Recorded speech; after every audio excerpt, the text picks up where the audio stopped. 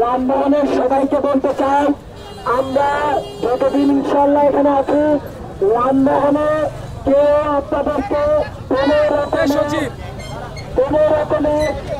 রকমের হেনস্থা করতে পারবে না। বাংলাদেশ ছাত্ররা আন্দোলন করেছে বৈষম্য দূর করার জন্য, কেউ আদালতে আসবেন না।